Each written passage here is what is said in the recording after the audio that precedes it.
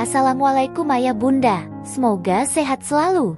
Hari ini Mas Reno sidang skripsi. Dari tadi aku was-was menanti kabar. Semoga semua berjalan lancar, agar tidak menghalangi rencana kami selanjutnya.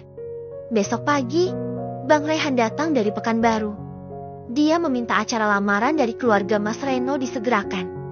Kalau sidang Mas Reno bermasalah, aku takut akan menghalangi acara lamaran nanti. Nungguin telepon. Ya, goda malah mengagetkan. Dia yang sedang sibuk memeriksa orderan terkekeh melihatku tersentak. Kamu, ngagetin aja. Sergahku. Telepon aja duluan. Usulnya setelah tawanya reda. Enggak. Takut ganggu. Ya, udah. Kalau begitu, kamu sabar dong. Aku sabar. Kok? Siapa bilang aku gak sabar?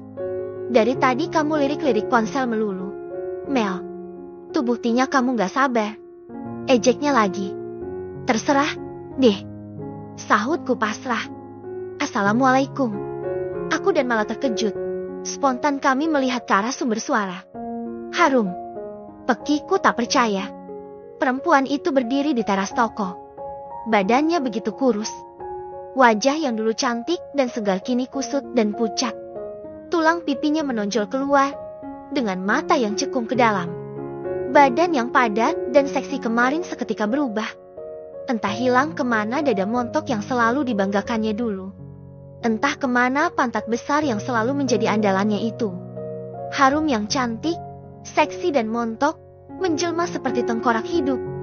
Hampir saja aku tidak mengenalinya lagi. Masa sih itu Harum? Malah mencubit pinggangku saat hendak bangkit berdiri. Itu Harum, beneran. Aku mengenalnya dari kami masih kanak-kanak dulu. Masa aku gak bisa membedakannya? Sergahku kembali berdiri dan berjalan menghampiri Harum. Perempuan itu menatapku sekilas, lalu menunduk seolah ketakutan. Kau kenapa? Rum, kenapa sampai kurus dan kucel begini? Kamu dari mana? Apa yang telah terjadi? Tanyaku bertubi-tubi. Aku sudah 2 hari di jalanan, Kak. Jawabnya masih menunduk. Kok bisa? Apa yang telah terjadi? Tanyaku penasaran. Aku haus, Kak. Aku lapar. Aku gak sanggup berdiri lagi. Harum berjongkok pelan, lalu duduk di lantai emper toko. Malah datang membawakannya sebuah bangku. Ini, di sini aja. Katanya membantu Harum bangkit dan mendudukannya. Coba ceritakan apa yang telah terjadi. Rum, kataku kemudian. Boleh minta minum dan makan dulu, Kak. Pintanya memelas. Boleh. Jangankan kamu yang memang manusia, Rum. Binatang aja kalau datang ke rumah ini, dalam keadaan lapar, pasti akan kuberi makan. Kataku menyindir. Perempuan itu diam. Mata cekungnya mengembun. Beberapa butir air mata, sepertinya akan segera bergulir. Tolong suruh Bikirti buatkan makanan dan minuman untuk dia. Lah, titahku kepada Mala. Mala menurut. Apa yang terjadi sebenarnya? Rum, tanyaku kemudian. Setelah kakak menendang perut waktu itu, aku dilarikan ke rumah sakit. Rupanya bagian dalam perutku ada infeksi. Belati berkarat yang digunakan Mas Gilang menusukku waktu itu mengenai isi dalam perutku. Kak, enggak tahu juga kenapa. Dokter aja heran, kenapa bisa? Padahal mereka sudah mensterilkan semuanya. Mungkin memang sudah nasibku begini. Ini hukuman untukku atas semua perbuatanku selama ini. Harum berkata dengan berurai air mata. Jeti, bukan karena tendanganku waktu itu. Selidikku ingin tahu reaksinya. Bukan, Kak. Memang ada infeksi di dalam perutku. Jadi sekarang kamu sudah sembuh? Infeksinya sudah sembuh, Kak. Terus, kenapa kami bisa kurus kering kayak gini? Sih, kata dokter, infeksinya sembuh. Tapi, penyakit yang lain yang menyerang tubuhku, Kak. Penyakit yang lain? Maksudnya, aku kena TBC, Kak. Sepertinya kenaknya ketika aku dan Mas Gilang tinggal di kos-kosan belakang pasar waktu itu. Setiap hari, kami tidur hanya beralaskan tikar tipis, langsung ke lantai. Aku kedinginan tiap malam, Kak. Oh, jadi kamu sakit TBC? Kami kaget. Ibu sudah berdiri di belakangku. Big Yirti swadatak dengan sepiring nasi di tangannya. Bawa balik ke belakang. Tukar piringnya dengan piring yang lain. Piring plastik yang gak pernah dipakai itu aja buat. Setelah dia selesai makan, buang piringnya. Perintah ibu. Harum menunduk. Big Yirti segera berbalik, melaksanakan perintah ibu. Terus, kamu kesini mau ngapain? Mau ngapain, ha? Tanya ibu lagi melotot kepada Harum. Mak Tua, ampuni aku. Mak Tua, sekarang aku sadar. Semua perbuatanku dulu telah kudapatkan balasannya. Harum menjatuhkan dirinya di lantai, lalu bersimpu di kaki ibu. Jangan pegang-pegang. Kamu gak boleh menyentuh kaki saya. Saya takut penyakit menular. Jijik saya sama kamu. Ibu melepaskan pegangan tangan Harum di kakinya dengan kasar. Harum terjerembab jatuh. Tapi, ibu tidak kasihan sedikit pun. Sekarang baru kau bilang ampun. Besok kau ulang lagi. Nih, Melur bakal menikah. Reno jauh lebih tampan dan lebih kaya daripada Gilang. Kau mau rebut lagi? Pasti iya, kan? Apalagi kalau ada ibumu. Dia akan segera mengatur strategi. Gimana caranya supaya kami lengah dan terpedaya. Lalu kalian hancurkan lagi rumah tangga Melur. Aku udah hafal watak kalian. Udah puluhan tahun kita hidup bertetangga. Harum bangkit. Kembali dia duduk di bangku semula.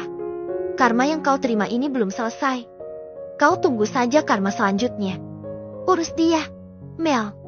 Ibu tunggu sikap warasmu kali ini. Jangan sampai Kai berbuat yang tidak waras lagi. Paham kau?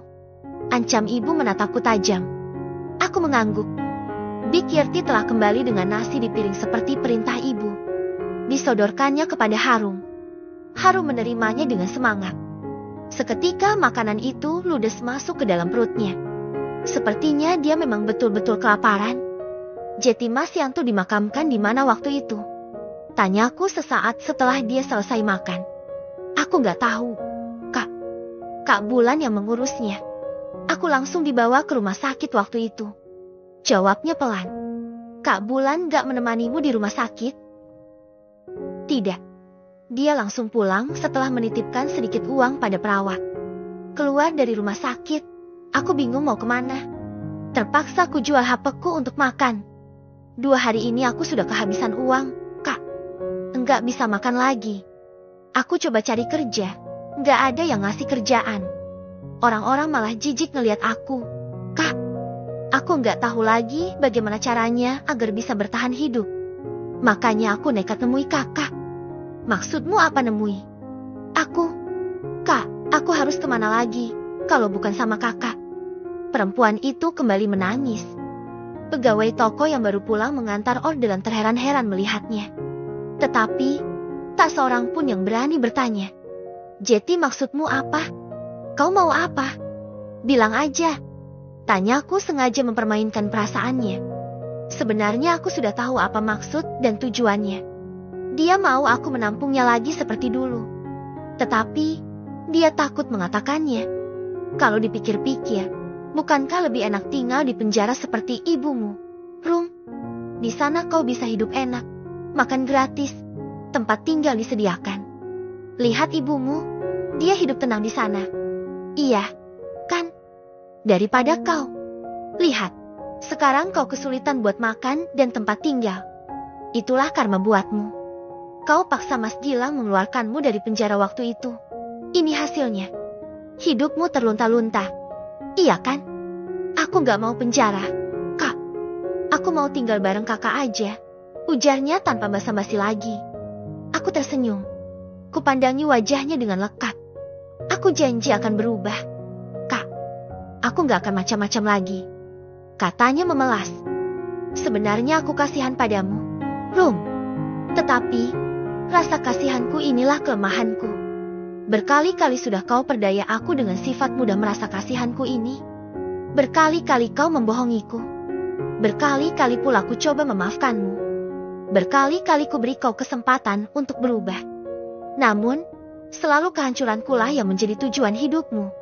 Aku sudah bosan. Rum, maaf, aku tidak bisa menerimamu. Harum terperanjat, Sepertinya dia tak menyangka aku akan berkata demikian. Kakak nggak serius, kan? Kemarin aja, kakak mau menerimaku. Kok? Aku nggak apa-apa tidur di kamar belakang. Kak, asal kakak izinin tinggal bareng kakak, aku mau ngerjain apa saja. Ucapnya kian memelas. Maaf, aku tidak bisa. Sekarang, kamu pergi dari sini. Oh, iya, sebentar. Ini ada sedikit uang, ambillah. Aku nggak bisa membantu lebih. Maaf, kakak tega. Kakak nggak punya hati. Teriaknya dengan suara serak. Oh, iya. Kau mungkin bisa tinggal di rumah yang kau bakar waktu itu.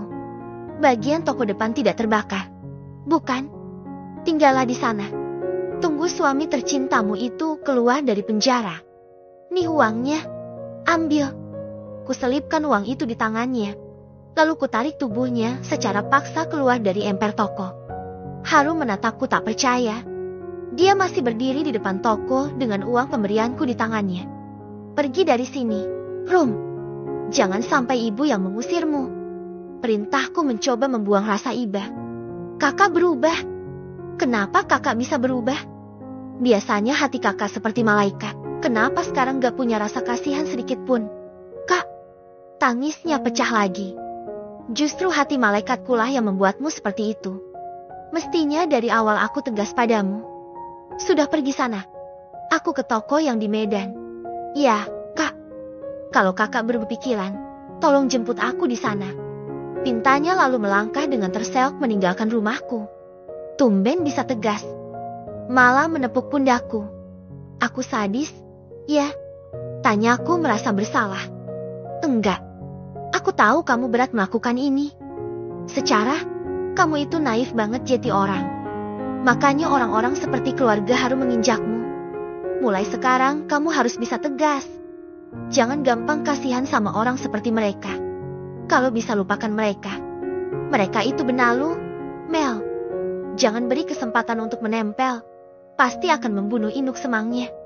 Kau paham maksudku? Benar yang dibilang Mas Reno. Aku nggak boleh lemah. Karena Harum dan ibunya sepertinya tak akan pernah mau berubah. Tuh, pintar. Toh kamu udah ngasih duit juga. Kan, untuk biaya makan dia sementara. Kata malah kembali menuju meja kasir. Kenapa Mas Reno belum nelpon juga?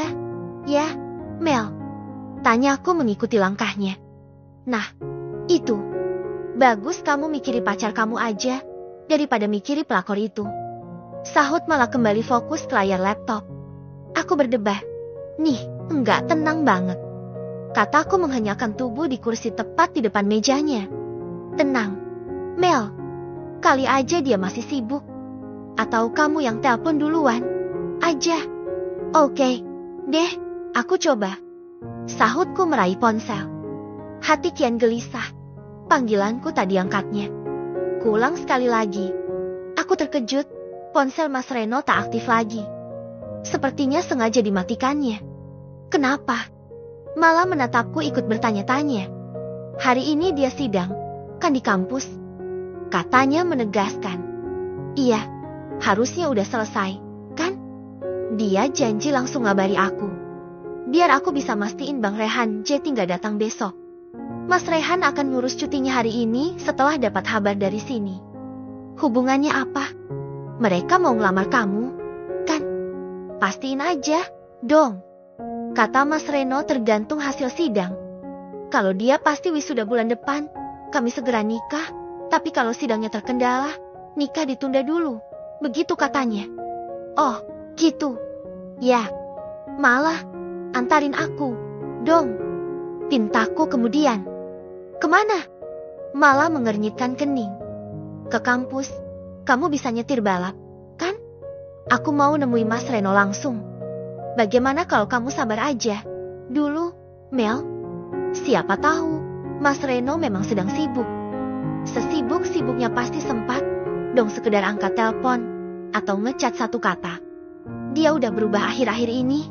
Lah, jarang telepon, jarang ngecat. Hari ini janjinya mastiin lamaran, malah ponselnya mati sekalian. Tuturku mulai curhat. Baiklah, aku rapiin orderan dulu. Malah memanggil para karyawan toko, memberi perintah untuk mengantar orderan pelanggan, lalu berpesan kepada Pak Basir untuk menjaga toko. Aku langsung menemui ibu yang tengah bermain dengan Cika di teras samping. Syukurlah, kau sudah mulai waras, Mel. Ibu bangga sama kamu. Mulai sekarang, kamu harus kuat dan tegas. Pikirkan kebahagiaanmu dan anakmu saja, kata ibu begitu melihatku. Iya, Bu, kebahagiaan ibu juga, pastinya. Kupeluk dan kuciumi putriku. Udah ada kabar dari Reno? Tanya ibu membuatku kembali gelisah.